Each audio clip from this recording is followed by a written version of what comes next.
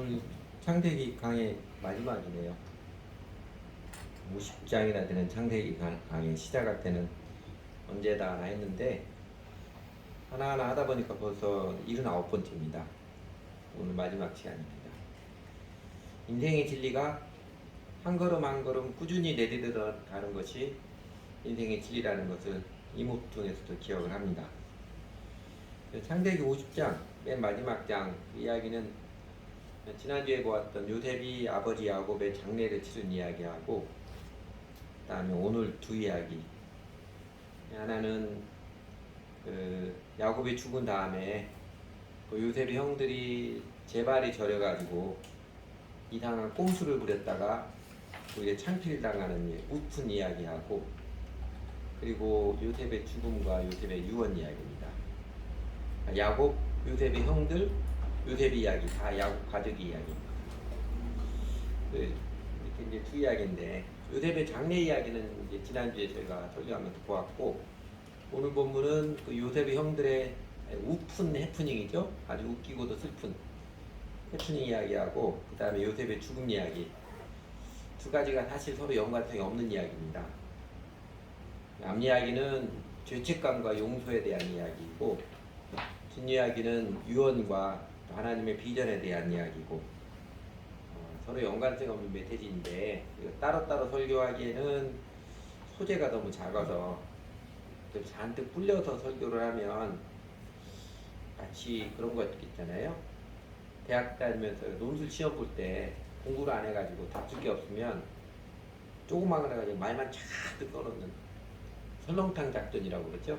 설렁탕은 고기 한 덩어리 그 국물만 잔뜩 불려놓은 것처럼 그런 것 같아서 나름 잔머리를 굴려가지고 죄책감도 용서의 사랑도 그리고 하나님의 사랑의 약속과 비전도 모두가 한번 사람의 심령에 새겨지면 이게 쉽게 닳거나 없어지는 것이 아니라 참 오래가는 숙성의 것들, 참 질긴 것들이라는 공통점이 보여서 오늘 설교의 맥락과 이제 제목을 조금 이제 자기적이지만 세상에 참 질긴 것들 이렇게 해봤습니다. 원래 표준어는 질긴 것들이죠. 이제 이쪽 남부지방 사람들 거의 중부지방도 마찬가지인데 강조하기 위해서 이제 질긴 것들 이러지요. 이렇게 굳이 두드려 맞춰서 하는 짓이라고 봐도 될 거예요. 썩 내키는 일 아닌데 그래도 우리 교인들에게 제목이라도 기억에 남도록 원색적인 제목 그대로 잡아봤습니다. 그 잠언 37장에 보면 그 아굴의 잠언 가운데 그런 거 있잖아요. 세상에 심히 기이하고 깨닫지 못하는 게 서너지 있나니, 뭐 이래가면서 뭐 남자 여자가 잠자리 한 흔적이라든가, 또는 세상을 진동시키며 세상이 견딜 수 없게 하는 것이 서너지 있나니 하면서 종이 상전된 것, 뭐 이런 거 듣는 거 있잖아요. 세상에 작고 가장 지혜로운 거 넷이 있고 또 잘 걸으며 위풍 있게 다니는 거 서너지 있나니, 이렇게 특색 있는 것들을 지금 열거하잖아요. 그런 것처럼 여러분 세상에 참 찔긴 것들이 서너진다니, 그럼 여러분 뭐 꼽으시겠습니까? 소 힘줄? 또 나는 청바지가 찔기다고 그러더라고요. 진드기? 거머리? 잡초, 이런 것들이 연상하실 것입니다. 그런데요, 그런 이제 물리적인 거 말고 사람 마음에 한번 새겨지면 참 지독히도 오래가는, 좋은 것이든 나쁜 것이든 참 찔긴 것들 무엇이겠습니까? 오늘 이야기하는 세 가지가 제일 찔긴 것이라고 단언할 수도 없고, 또 세상에 사람 마음에 새겨지는 찔긴 것은 이 세 가지다 그렇게 말할 수 없지만, 창세기 강의 마지막 부문에서는 인간의 마음에 새겨진 참 찔긴 것 세 가지 하나씩 살펴보도록 하겠습니다.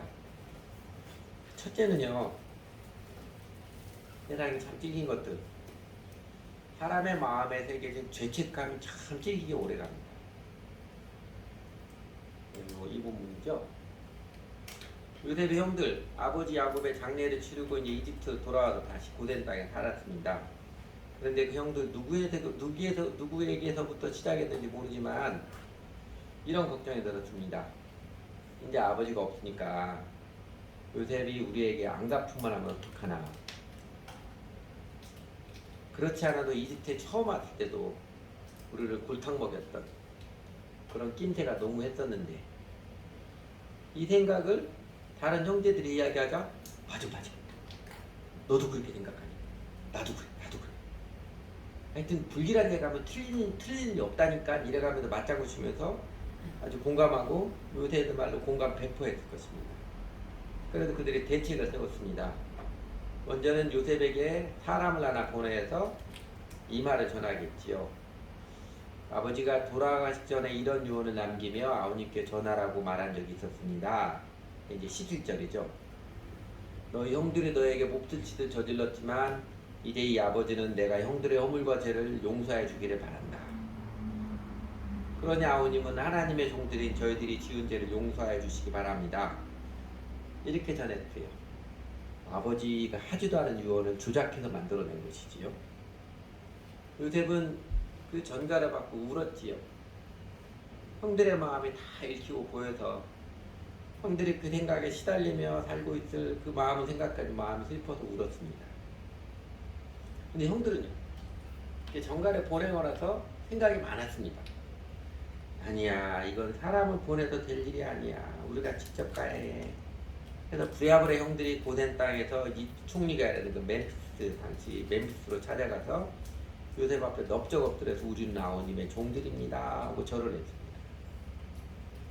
형들의 모습 참 비굴해졌지요. 왜 이렇게 비굴해졌을까요? 그 15절 개역개정으로 보면은요, 개역개정은 이렇게 되어 있습니다. 요셉의 형제들이 그들의 아버지가 죽었음을 보고 말하되 요셉이 혹시 우리를 미워하여 우리가 그에게 행한 모든 악을 다 갚지는 아니할까 하고, 혹시 아니할까, 혹시 이러지 않을까, 염려가 파고든 것이지. 그 염려가 형들의 마음에 두려움의 포로가 되게 하고, 두려움이 거짓과 비굴함을 낳았습니다. 여러분, 우리들 마음에도 출몰하는 혹시 이러지 아니할까, 이 생각 분별할 줄 알아야 합니다. 똑똑한 사람, 민감한 사람들에게는 혹시 이러지 아니할까 이 생각이 많이 찾아들곤 하는데, 내 안에 드는 이 느낌과 생각, 직감이죠. 이게 사실에 근거한 것인지 아니면 내 정서 감정의 영향인지 구분할 줄 아는 게 내면의 성숙입니다. 그리고 그래야 건강한 인간관계, 평안한 내면의 마음을 유지하는 나라갑니다. 특히 가까운 사람들, 내 아내, 남편, 가족들을 향해서 혹시 이러지 아니할까, 이 염려가 찾아올 때 이거를 잘 분별할 줄 알아야 건강한 인간관계, 평안한 내면 생활을 유지합니다. 친구를 믿지 못하는 것보다는 차라리 친구에 속는 게 낫습니다.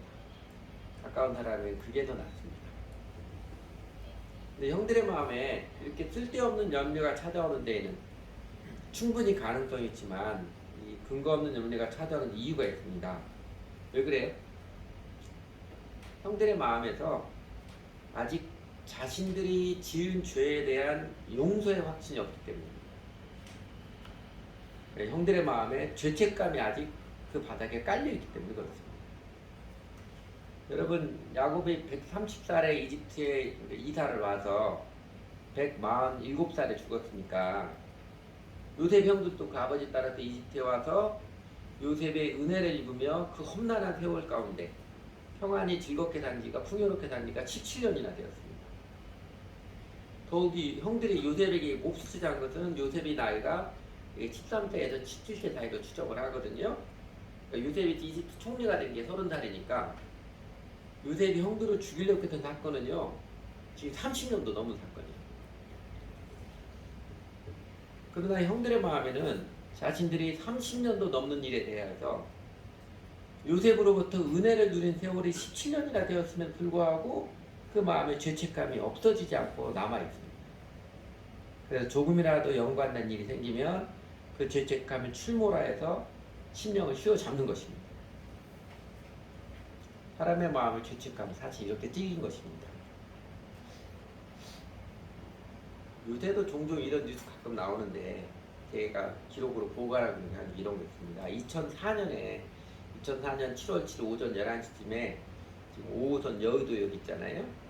영무실에 한 40대 남자가 들어와서 내가 지하철 부정승차를 한 것을 갚는다며 다짜고짜로 10만 원짜리 수표 3장을 놓고 나갔어. 그 역장이 부정승차 적발되면 30비 요금을 부과하거든요. 근데 지금은 그런 시점이 아니니까, 말하면 공소시효도 다 지났으니까 차라리 이 돈을 불이익 도는데 사용하는 게 더 낫지 않겠냐고 했지만 그 남자는 끝내 돈을 놓고 갔습니다. 언제 부정승차를 했냐고 하니까 20년 전에, 그러니까 20년 전에, 그때는 5호선 생기기도 전인데 1호선 전철 타고 다닐 때 그 수년 동안 전철을 이용하면서, 그때는 전철표 자동 판매기 있잖아요. 자동 판매기에서 어린이용 승차권, 이게 반값이니까 어린이용 승차권을 구입해서 사용했다고 한다고 고백했습니다. 그러면서 내가 빚을 갚아야 앞으로 평안한 삶을 살 수 있을 것 같다고 그렇게 말하고 사라졌어요. 보통 때는 잊고 살아갑니다. 근데 아마 그 생각이 나올 때마다 깔아앉았던 먼지가 쭉 일어나는 걸 죄책감 심문했던 마음이 어두움에 이제 확 뒤덮이거든요. 여러분, 이 거짓과 또 겸손한 모양으로 포장을 해도요, 사람 마음의 죄책감 그렇게 쉽게 없어지지 않습니다. 여러분도 비슷한 경험이 있을지 모르겠는데, 저는 요새도요, 몹시 피곤할 때, 몸이 몹시 피곤할 때 잠을 자다 꿈을 꾸면 제 인생에서 제일 우울했을 때, 제일 어두웠을 때, 대학 4학년 때 졸업을 앞두고 시험을 봐야 하는데 공부는 안 되고 해도 모르겠고 안절부절하던, 그래도 그 학교 건물 27동 4층에 시험 보러 올라가는 장면이 꿈을 꿉니다. 그 무거운 다리로 계단 올라가는, 이게 지금도 꿈에 나와요. 한동안은요, 젊었을 때는 이게 23살 때니까 지금 40년 가까이 전 일인데, 한동안 30대 따른 그런 꿈을 꾸고 나면 창피하게 느껴지고 내가 뭔가를 열심히 해서 만회해야 되는 강박관념이 자리하게 됐습니다. 은혜의 예수님 알아가면서 언제부터인지 다행히 그런 꿈을 꾸고 난 아침에 이제 빙그레 웃습니다. 이제는 웃을 수 있어요. 내 어리석음과 오만함의 죄를 모두 다 용서해 주시고 새로운 삶을 이끌어 주신 하나님께 감사하며 기도를 드립니다. 그리고 더 나아가 가끔씩 이런 꿈을 꾸게 해주셔서 개구리 올챙이 쪽 생각하여서 오만하지 못하도록 기억해 주는 손길에 참 감사를 드립니다. 여러분도 비슷한 경험이 있을지 모르겠어요. 종종 몇 사람 보면 자기가 꿈을 꿀 때 정말 피곤한데 꿈을 꾸면 자기 인생이 제일 힘든 장면이 꿈에 나타난다고 그러더라고요. 여러분도 혹시 그런지 모르겠습니다. 예수를 믿고 죄가 다 용서를 받았어도 죄에 대한 기억이 없어지진 않습니다. 그 죄에 대한 기억이 사라지지 않습니다. 또 여러분, 다른 사람에게 이야기하면 참 창피한, 다른 사람에게 화가 나는, 내가 끔찍하게 어리석고 오만한 잘못을 해보지 않은 사람도 없습니다. 학교 선생님들이 중학교 선생님들이 지랄 총량의 법칙이라고 하잖아요. 사람은 잘하면 누구든지 다 지랄을 하게 되는 총량이 있다고. 차라리 어렸을 때 하는 게 낫다고 그렇게 말하듯이, 인간은 본질적 죄인인지라 살면서 누구나 다 지랄 맞은 짓 여러 번 하고 살아옵니다.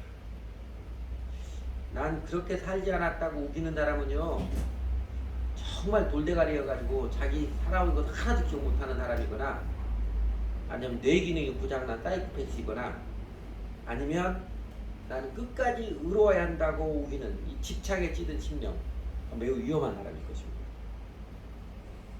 죄에 대한 기억은 없어지지 않습니다. 중요한 것은 내 심령에 남아있는 죄의식, 죄책감을 어떻게 처리하고 어떻게 해결하느냐, 이게 중요한 것입니다. 요셉형들은 사실 큰 은혜를 받았지요. 용서, 회복, 또 그 이상의 행복의 풍요의 선물을 입었음에도 불구하고 죄책감을 건강하게 처리하지 못한 전형적인 예입니다. 형들의 마음은, 형들이 자신들이 하나님의 종이라고 말하지만 형들의 문제는요, 요셉을 통해 내려진 하나님의 은혜를 의지하고 있는 것이 아니라 뭘 의지하고 있었어요? 자신들이 아무것도 보상한 것이 없는, 자신들의 행위를 의존하고 있는 것입니다. 형들이 이집트에 와서 온 가족이 그 험난한 시절에 7년 대환란 대6년의 때 풍요롭게 살게 된 때에 자신들이 기여한 게 없잖아요.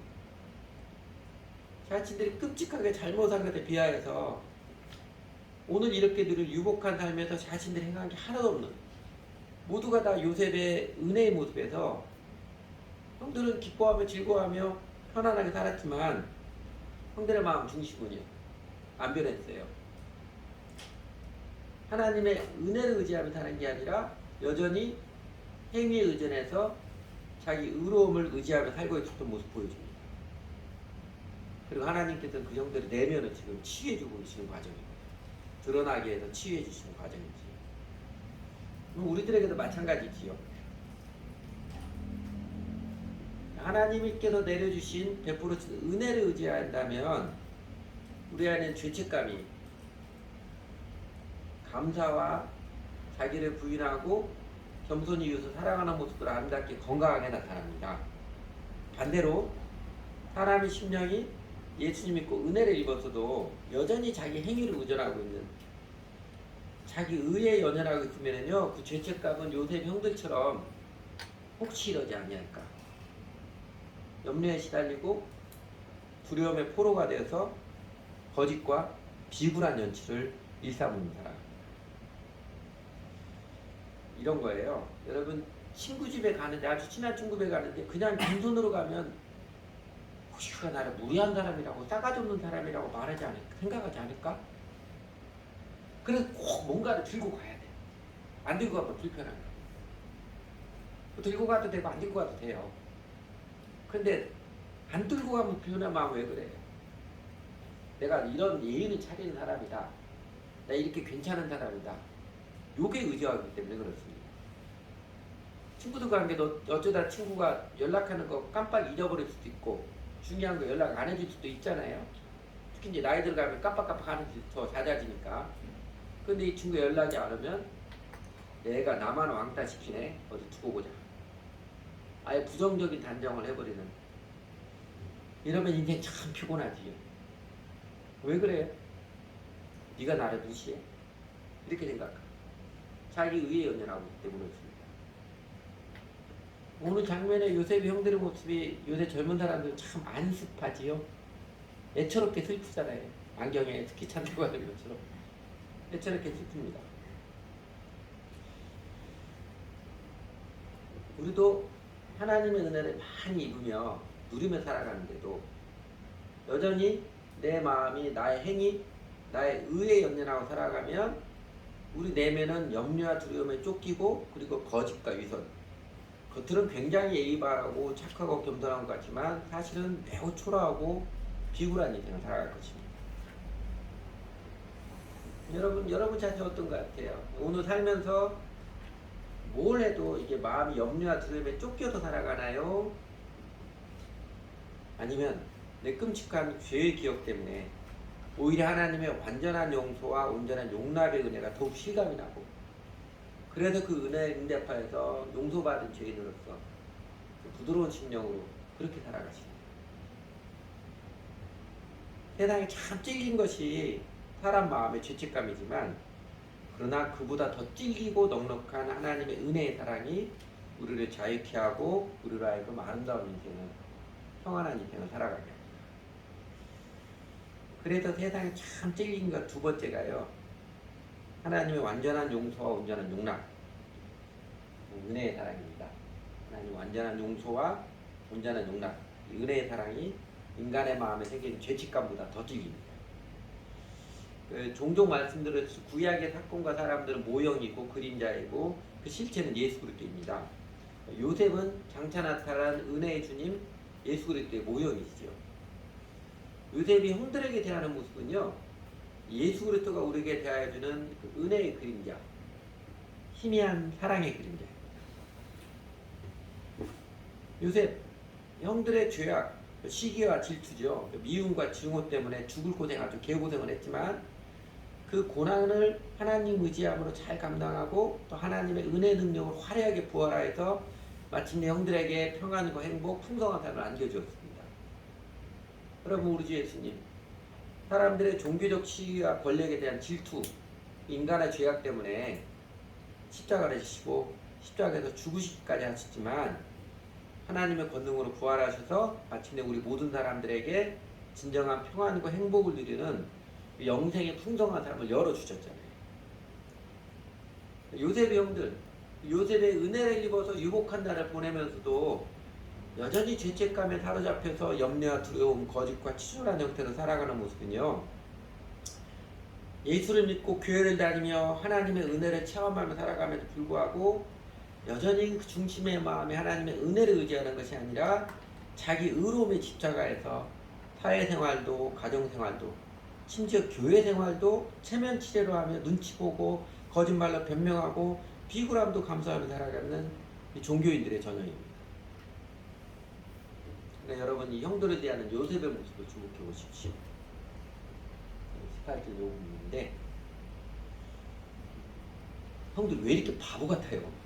진짜 못냈네요 하면 저를 끌끌 차지 않았습니다. 그치요? 아니 어디 아버지 유언을 조작해? 꿰치 만지고 분노로 반응하지도 않았습니다. 하나님의 은혜를 의지하지 못하고 자신들의 행위에 연연해서 아주 궁색한 모습 보이는 형들의 마음에서 그 마음을 보고 요셉은 슬픔을 느끼고 한이없이 안쓰러워서 울었습니다. 그리고 형들이 찾아와서 그야말로 비굴할 때로 비굴한 모습 보일 때 요셉은 형들을 간곡한 말로 위로하였습니다. 이 19절이죠. 두려워하지 마십시오. 내가 하나님을 대신하기라도 하겠습니까? 형님들은 나를 해치려고 했지만 하나님 오히려 그것을 선하게 바꾸셔서 오늘같이 수많은 사람의 생명을 구원하셨습니다. 그러니 형님들은 두려워하지 마십시오. 내가 형님들을 모시고 형님들의 자식들 끝까지 돌보겠습니다. 다르게 표현하면 이런 거죠. 그때는 저도 어렸고 형님들도 어렸던 때라 왜 애들은 싸우면서 큰다고 하지 않습니까? 형님들이 좀 심하게 해코지 하긴 했지만 그러나 하나님께서 그것을 다 선하게 바꾸어 주셔서 오늘 우리 가족 모두가 이 풍요로운 은혜의 감격을 누리며 사는 것입니다. 이게 다 하나님께서 우리 가족을 사랑하셔서 뜻이 있어서 이끌어 오신 과정입니다. 앞으로도 제가 아버지 살아계실 때처럼 형님들 모시고 형님들 가족들 영원히 모시고 살 테니까 그러니까 염려하지 마십시오. 부질없는 생각에 시달리지 마십시오. 간곡하게 위로하고 또 위로하고 했을 것입니다. 여러분 우리가 예수님을 주님으로 믿고 우리 예수님 따르며 살아가면서 우리도 참 치사하게 치졸하게 할 때 많지요. 그러나 그때마다 여러분 그때마다 우리 주 예수님께서 뭐라고 우리에게 말씀해 주시던가요? 내가 거짓말하고 체면을 내고 변명하고 꿈에 대고 비굴한 모습 보일 때 그러다 아침에 기도하러 밤에 기도하러 예수님 뭐라고 하시던가요? 자, 꼴 좋다 이러시던가요? 아니죠. 예수님께서 우리 내면의 연약함을 아시고 품어주십니다. 괜찮아. 그럴 때도 있는 거야. 네가 아무리 바보 같은 모습 보여도 난 너를 사랑한다.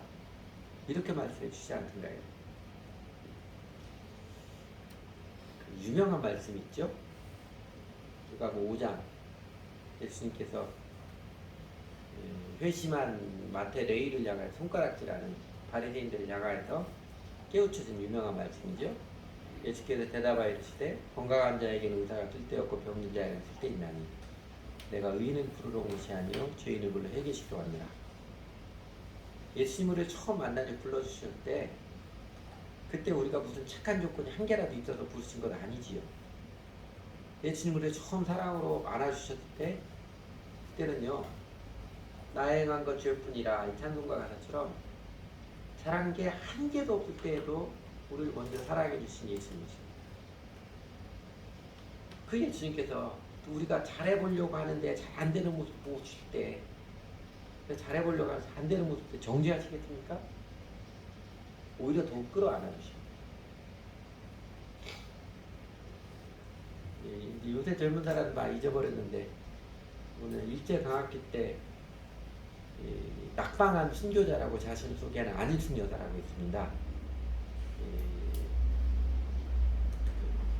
박관준 장로님하고 일본 국회의사당에 가서 신사참배는 불법이다 해서 전단을 뿌렸다가 일본 경찰에 체포되어지고 신사참배 반대운동을 하다가 감옥에 갇혀서 사형 선고를 받았는데 사형 집행의 일주일 전에 해방이 돼가지고 살아났어요. 그래서 자신은 그 실패한 순교자, 낙방한 순교자라고 말합니다. 그때 삶에 그 신다참배 반대하면서 했던 그 자신의 삶을 간증적으로 써낸 게 이제 70년대, 80년대까지는 대표적인 크리스천 베스트셀러였죠. 죽으면 죽으리라. 이 책입니다.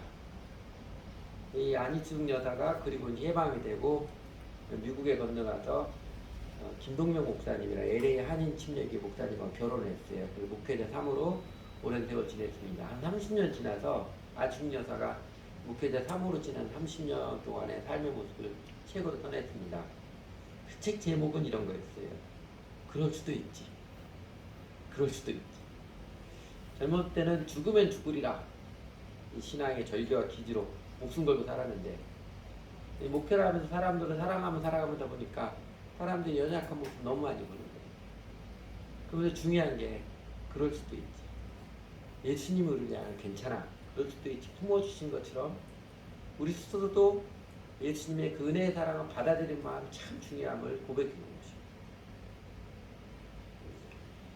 용서를 뜻하는 헬라어 단어가 아핌이라는 단어입니다. 아핌이라는 풀어주다라는 동사에서 나온 뜻입니다. 용서는 분노, 쓰라림, 그 다음에 보복, 죄책감, 두려움 같은 이 자기 파괴적인 감정들을 풀어놓는 것, 해방시켜주는 것이지. 요셉이 형들을 간곡한 말로 위로함으로써 다시 한번 하나님의 용서의 은혜를 나눔으로써 형들의 마음의 그 매임을 풀어놓아 준 것입니다. 예수님께서는 우리 마음의 매임을 기꺼이 풀어주십니다. 우리 심령을 온갖 죄책감, 염려와 두려움을 해방시켜 주시고 우리 마음의 쓰라림, 분노에서 자유케 해주시려고 예수님께서는 십자가를 지셨고 3일 만에 부활하셨습니다. 그 은혜의 예수님을 주님으로 내가 관계를 맺고 의지하며 따르는 자에게 우리 주 예수님께서는 성령님을 보내주셔서 성령님이 우리 내면에서 일하셔서 심령의 자유와 해방의 길, 은혜 안에서 어린아이처럼 즐거워하며 이제는 자기 가면을 튼 게 아니라 자아를 잊어버리고 사랑하며 살아가는 참된 삶, 행복한 삶으로 인도하십니다. 그리고 세상에 찔긴 것 하나 더 상대기 마지막 이야기를 가르쳐줍니다. 셋째는요, 사람의 마음에 새기는 죄책감하고 하나님의 완전한 용서, 온전한 용납은혜의 사랑과 더불어서 세상에 참 찔긴 게 하나님이 새겨준 사랑의 꿈과 비전, 하나님의 비전이 강하고 찔깁니다. 죽음보다 강하고 찔깁니다. 요셉이 110년을 살았지요. 그가 청소년기에 한 13년, 길게 잡으면 뭐 15살에서 3세까지 17년 정도 개고생했지만 30살에 이집트 총리가 되어서 110살 때까지 80년을 유복하게 살았습니다. 긴 세월이죠. 근데 그가 죽음의 자손들을 낳은 유언이 무엇이에요? 하나님이 너희를 돌보셔서 나의 증조 할아버지 아브라함, 할아버지 이삭, 아버지 야곱 대대 손손에 내려주신 비전, 그 약속의 땅으로 이끌어 갔을 때가 반드시 있다. 그때가 되면 꼭 내 무덤을 파고 내 뼈를 추려가지고 내 뼈를 메고 가야 한다. 이건 맹세하라. 이걸 유언으로 남겼지요. 오늘날 한국교회에 선교사 지망생들의 수가 급격히 줄어들었습니다. 한국교회의 세계선교의 비전을 잃어버리고 가고 있습니다. 선교뿐만 아니라 한국교회 전체가 지금 힘을 잃어가고 있습니다. 양쪽으로도 작아지고 있습니다. 이렇게 한국교회가 위축이 되는 주요 요인 중에 하나가 뭐인 것 같아요? 한국교회가 비전을 잃어버려가고 있는. 대한민국이 경제적으로 너무 잘나기 때문에 그래요. 사람들이 이제 돈이 많아서 편해지니까 하나님 안 찾습니다. 교회 역사상 가난과 고난을 극복한 교회는 참 많았어요. 경제적인 풍요로 이긴 교회는 없었습니다. 그러니까 개인도 교회도 어려울 때는 그렇게 열심히 하나님을 찾다가 좀 넉넉해지면 마음이 부유해지면 비전도 신앙도 있기 쉬운데 요셉은요 80년을 유복하게 세상 권력자로 살면서도 그의 마음에 새겨진 하나님의 비전, 하나님의 약속은 잃어버리지 않았고 잊혀지지도 않고 심지어 죽음 앞에서도 오히려 더 시퍼렇게 살아있습니다. 사랑은 죽음같이 강하고 아가새도 가르쳐주듯이 하나님께서 새겨주신 사랑의 비전, 사랑의 약속은요 세상이 그 어느 것보다도 질기고 강합니다. 야곱과 요셉의 생에 약간 대조적인 면이 있지요. 야곱의 생애를 통해서는 그가 많은 마음고생, 많은 고난을 거치면서도 하나님의 비전이 생생하게 살아있음을 보여주었다면 어쩌면 요셉의 생애를 통해서는요 세상의 복과 영화가 아무리 화려해도 하나님의 비전이 없어지지 않음을 증거해 주고 있습니다. 역사를 보면 보통 투사는요 혁명과 투사는 고난이 많은 환경에서 자란 고난이 많은 환경을 거친 사람들에서 나오고 성자는요 부유하고 유복한 환경 속에서 자란 사람들에서 나옵니다. 이게 좀 그렇게 되더라고요. 제가 하는 이야기 아니고 사회학자가 얘기하는데 이름을 제가 확인을 못했어요. 그러니까 투자든 성자든 인생의 역경 환경이든 인생의 또 안락한 환경이든 사람의 마음에 새겨진 하나님의 비전이라면 하나님 나라의 비전은 달아 없어지지 않습니다. 그거는 세상 어느 것보다 질깁니다. 그래서 여러분 이게 내 개인의 야망인지 하나님께서 주신 비전인지 아니면 그냥 몽상이나 개꿈인지 분별을 아는 방법이 있습니다. 이런 환경 저런 변화 거쳐가면서 시간이 지나면서 그냥 한여름밤의 꿈처럼 사라져 버리느냐 아니면 온갖 환경 자진해도 이게 없어지지 않고 더 생생해지냐 그게 분별해집니다. 이런 면에서 세월이 약이에요. 세월의 해답입니다. 그러니까 여러분 굳이 남들에게 대답하거나 자랑하려고 내 비전은 이거다 굳이 어거지로 만들 필요 없습니다.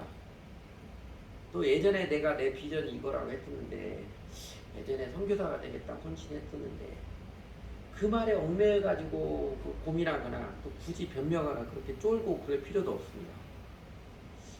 더욱이 다른 사람들에게 너 예전에 이거 한다고 했잖아 이런 식으로 몰아붙이거나 꼬투리 잡으려는 태도는 그건 삼가야 합니다.